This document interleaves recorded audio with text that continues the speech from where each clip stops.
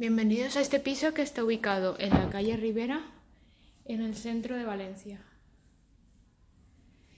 Cuenta con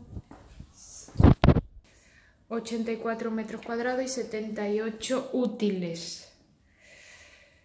Esta es la habitación en suite. Tiene bañera de hidromasaje.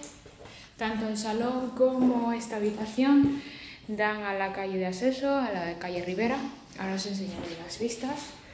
Todas las habitaciones cuentan con armarios, tiene aire frío, calor por conductos, suelo de parquet, videoportero.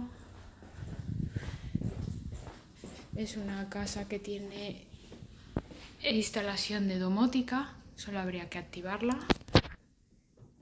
Ventanas Climalit.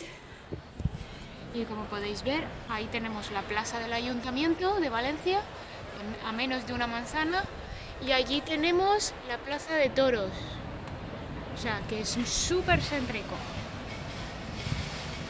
Muy buena ubicación, está ubicada en un edificio que ha sido rehabilitado en su totalidad en el 2008 y cuenta con ascensor.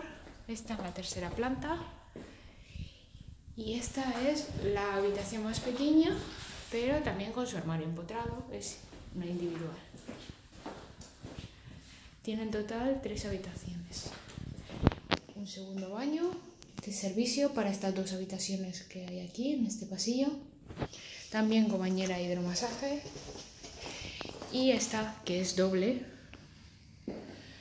Ambas dan al patio de luces de la vivienda, pero que está en muy buen estado porque os digo, solamente tiene 11 años.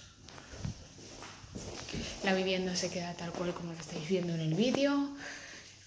Esta es la cocina, totalmente equipada y en muy buen estado.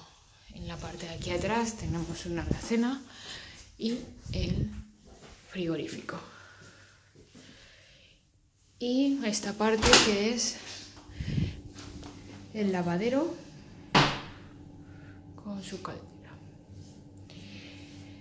Así que si estáis interesados por esta vivienda, por favor, contactadnos por la web o llamarnos al teléfono. Muchas gracias.